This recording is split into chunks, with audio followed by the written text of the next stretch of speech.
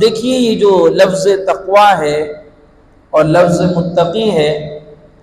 کئی بار آپ احباب نے ان الفاظ کو سماعت کیا ہوگا،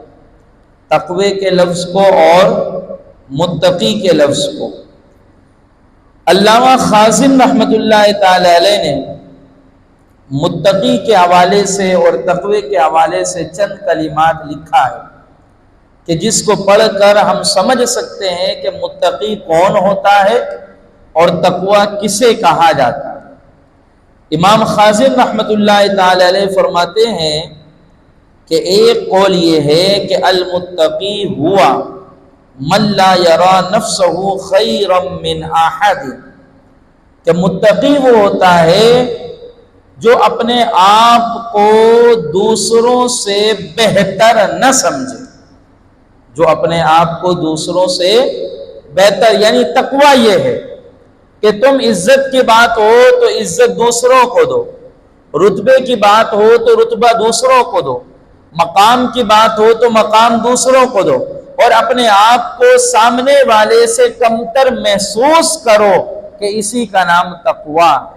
کہ جب کوئی بندہ اپنے آپ کو دوسرے سے بہتر نہیں سمجھتا تو اب کہا جاتا ہے کہ یہ بندہ متقی ہے۔ پھر ایک قول امام خازن رحمۃ اللہ تعالی علیہ نے اور لکھا ہے، فرماتے التقوی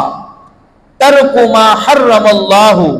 واداء ما افترض، فرمایا اللہ تعالیٰ نے جن چیزوں کو حرام کیا ہے اس کو چھوڑ دینا، اور جن چیزوں کو اللہ نے فرض کیا ہے اس کو ادا کر دینا، فرمایا تقوی اس شے کا نام ہے کہ جو اللہ نے حرام کیا اس کو چھوڑ دو کہ یہ اللہ نے حرام کیا ہے، اور جو اللہ نے فرض کیا ہے اس کو ادا کرو۔ تو حرام کردہ اشیاء کو چھوڑ دینا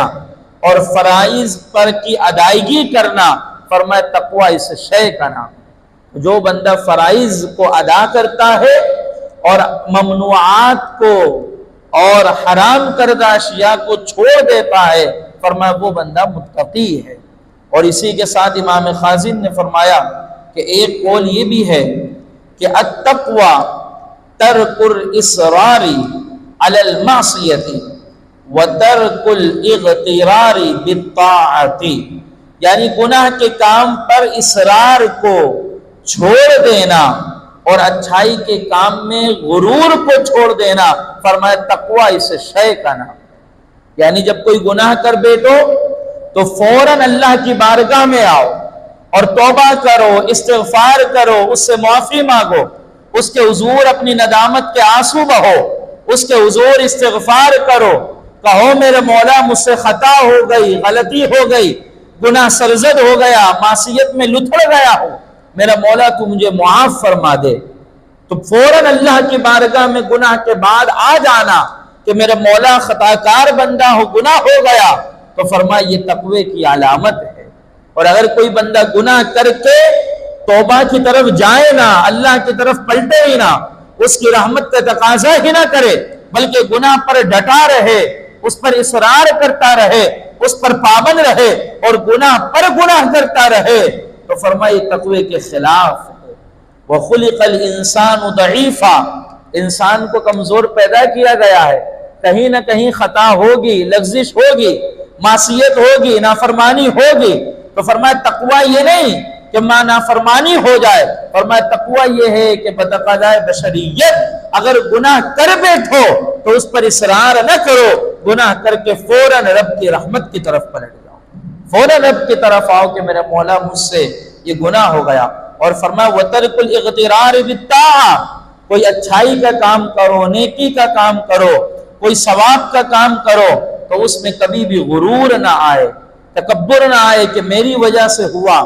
کہ بھائی میری وجہ سے فلاں کے گھر کا چولہا جلتا ہے، یا میری وجہ سے فلاں کے گھر کی بیٹیوں کی رخصتی ہو گئی ہے، یا میری وجہ سے فلاں کے گھر کی بیوہ پل رہی ہیں، یا میری وجہ سے فلاں کا بچہ تعلیم حاصل کر رہا ہے، یا میری وجہ سے اتنی مسجدیں چل رہی ہیں، یا میری وجہ سے اتنے مدارس چل رہے ہیں، یا میری وجہ سے یہ ہو رہا ہے۔ تو جو میری وجہ ہے، جو انا ہے،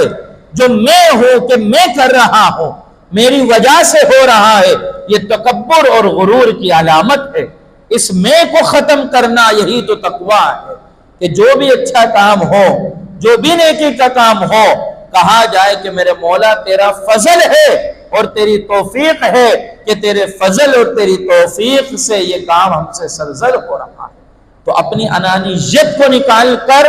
اس کے فضل کو اس میں شامل کر دینا، فرمایا تقوی اس شے کا نام ہے۔ اور پھر ایک قول اور فرماتے ہیں، فرماتے التقوی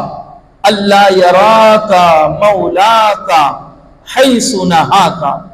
فرمایا تقوی وہ ہے کہ تیرا خدا تجھے وہاں نہ پائے جہاں سے رک جانے کا اس نے حکم دیا ہے۔ جہاں سے رک جانے کا اس نے حکم دیا تو تیرا خدا کبھی تجھے بھی وہاں نہ پائے۔ فرمایا تقوی اس شے کا نام ہے۔ اور ایک قول اور فرماتے ہیں کہ التقوی اقتداء بالنبی صلی اللہ علیہ وسلم واصحابہ،